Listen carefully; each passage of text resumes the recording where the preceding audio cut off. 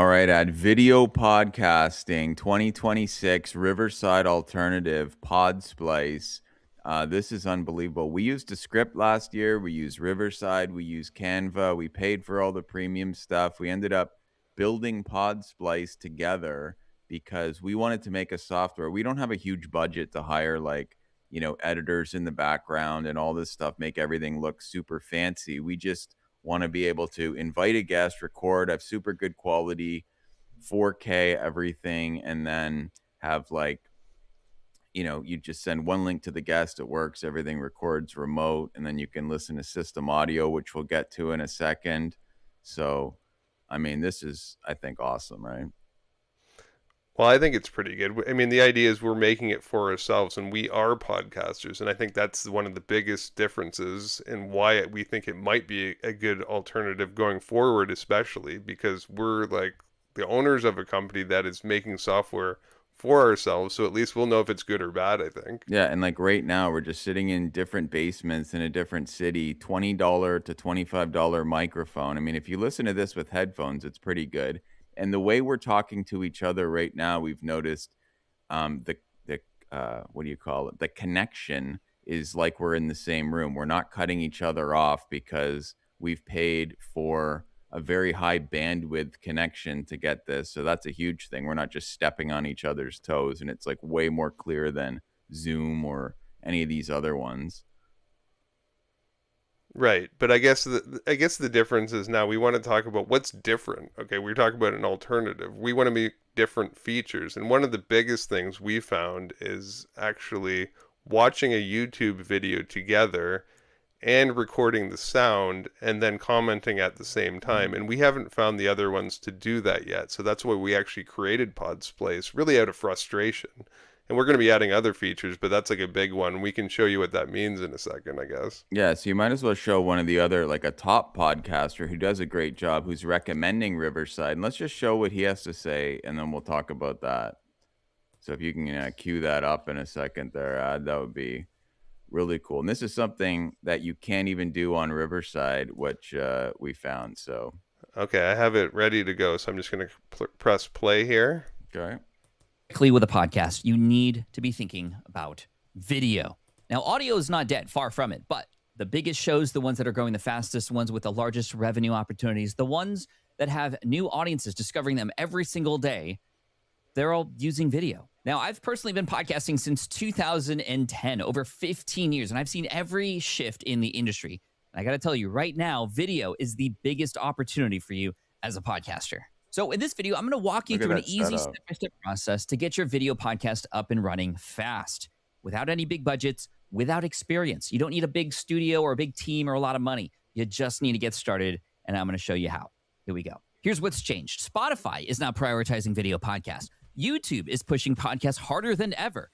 The platforms want video, and so does your audience. And when I think about my own listening experience now, a lot of the podcasts that I listen to, I actually watch on YouTube. And many times I put them on in the background, but oftentimes I catch myself watching them too. Because here's why. People want to see you. They want that visual connection, the authenticity, the energy. Video lets you build trust faster and stand out in a crowded market. And the best part is that it's easier than ever now to start a video podcast. It's almost unfair how much of an advantage you have starting today because of the tools you have access to. I'll show you some of those tools a little bit All later. right, I But think we can stop that one. You're going to use for your.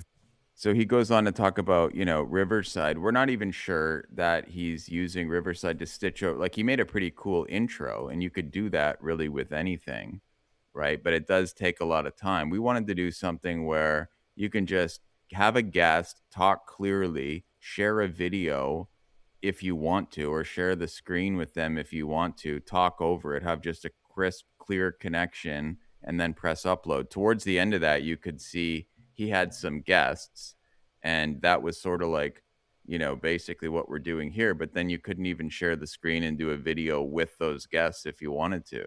And of course, with Podsplice, just like Riverside, you could do a solo thing and just record yourself or record the screen and share it. So I don't know. That's what I'm thinking. Well, I think you're thinking the same thing as what I'm thinking. No surprise, I suppose.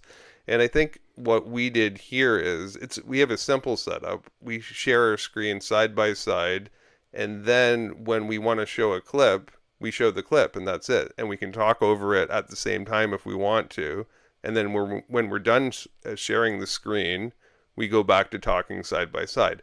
We're probably going to be adding other templates and stuff to make it different, but it's actually not bad. What we found is if you start a YouTube channel, if you want to get views, it doesn't really matter if you have a complicated setup.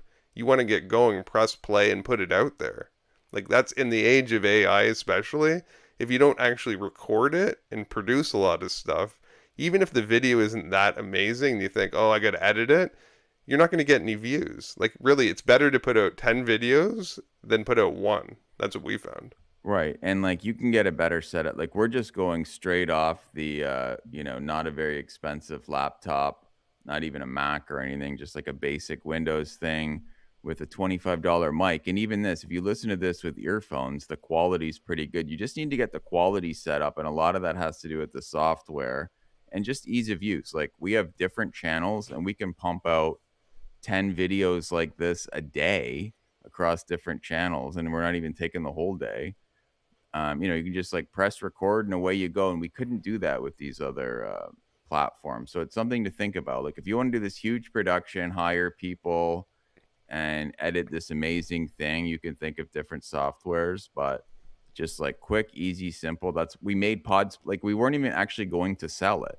We just wanted to make something that we could do because it took us forever to use the other ones.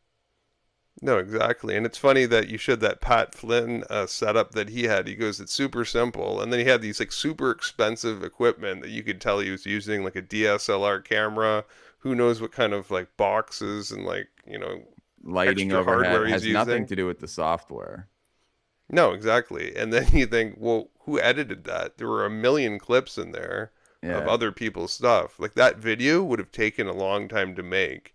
And I'm not sure. I know some of these other ones have AI features for editing, which, we're going to be adding, but like I doubt he touched that and he probably had no idea even what he was making until after. And he's talking about an easy setup. And then probably his marketing team did that for him. And even that it kind of looked ridiculous, to be honest. 100%. And like we can throw this up. Like if we want to add stuff, even currently, we can throw it up on Canva and start adding like B-roll footage, no problem, into this. But we generally don't bother. We just have a conversation, talk about what we're going to do, and that works. Certainly for the other channels we're working on, that's what we find. Just keep the quality of the sound up and the ideas, get them flowing. If you want to add stuff, go add it yourself. But just to be fair and be reasonable, in our actual experience, we created that because we had such a need to create it that we don't even need to sell it. This is what we're using to earn money in our own lives. And that is a huge key, right? We're not like promoting it. That's just a new kind of fun side project. We're using it to make money on the other projects that we're doing, right? That's why we even have Podsplice. No, exactly. We're going to be putting a link up to what we're doing, saying how we're recording it, just because why not? We think it might be a nice spin-off, and other people maybe they found the same thing. And that's what we're saying. We're an alternative to these like Riversides and Descripts. Yeah. So I think that's enough for now. I think you got the idea, but definitely something to think about. And it's way cheaper. Right now we're doing $15 a month, which is ridiculous. I mean, the other ones are we were paying 50 for Descript. We had to can it. Like we didn't even mind paying 50. It wasn't that much, but we were, and then we just couldn't do what we wanted to do with it. Well, So that was the main problem. We couldn't do what we wanted to do. We had to make the alternative. I think that is enough, and we will see you on the next one.